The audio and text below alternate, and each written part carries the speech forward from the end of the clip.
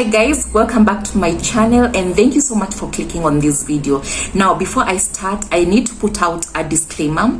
I know this content is going to be very sensitive and can be triggering for some women who are not able to carry pregnancies up to term. For someone who's someone who has not who has like basically fertility issues or issues with maintaining their pregnancies. And if you know this video is going to trigger you, just pause and don't watch it. Just come and watch other suitable videos for you. However, I would encourage for you to have the heart to continue with the video, because whatever information I'm going to share to you might save you, like your sisters, your cousins, something like that. So myself, I'm a woman, I'm a mom, and I appreciate the different fertility journeys that we all have. So in no way am I going to mock someone or try to attribute their lack of maintaining a pregnancy to term or not getting a baby to things like abortions. Now, before I even continue further, I want to say that most of the times when a woman becomes pregnant for their first time,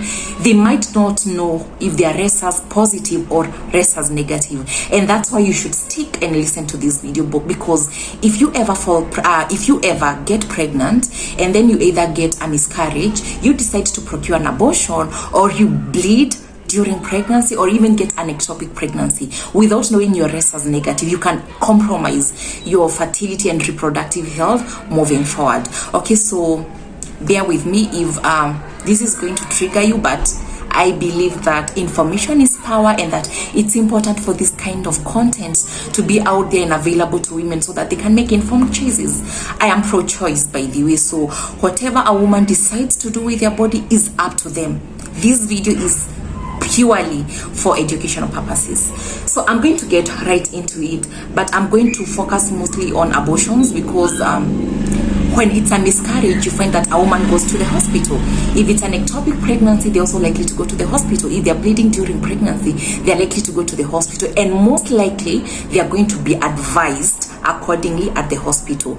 But I also know that some hospitals probably, this is Kenya, guys, and we've had kinamugoa rimos, so I also know that someone might not get this information. So but then I'm going to focus on abortion, because in Kenya, abortion being illegal when it's not medical, we find especially young girls going through the back doors, and when that is done, they might lack the needed information that could protect their future reproductive journeys.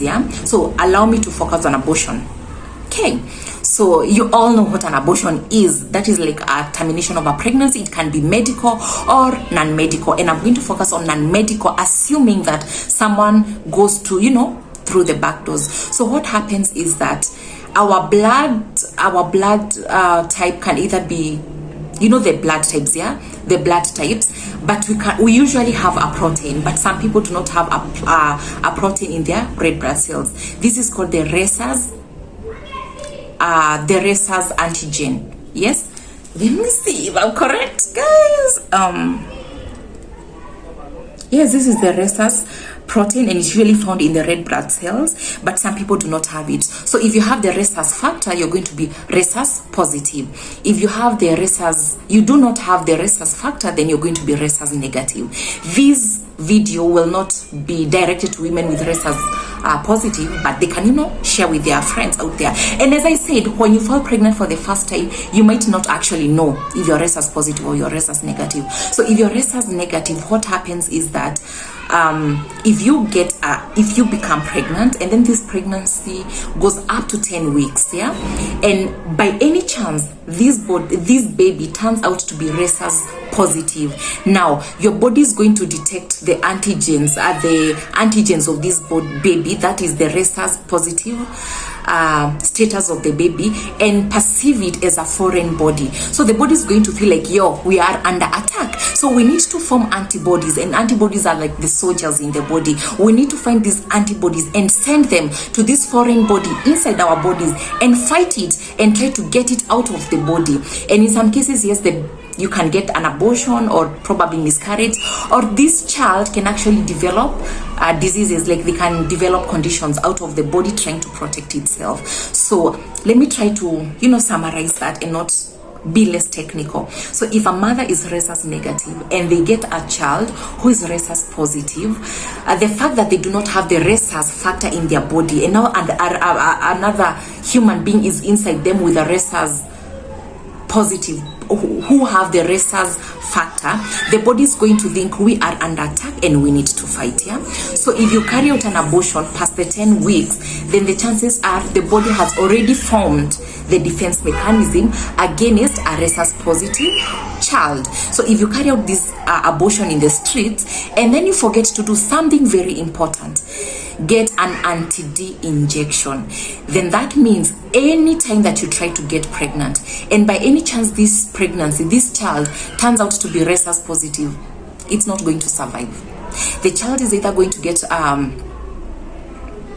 to develop abnormalities, or this pregnancy is going to be expelled by the body. So anytime that you find yourself having to procure an abortion or probably bleed or even have an ectopic pregnancy or even a miscarriage, because sometimes we usually don't go to the hospital after miscarriages, yeah. So if this happens to you, please do not do not forget to have your blood type checked and confirm if you're rhesus negative.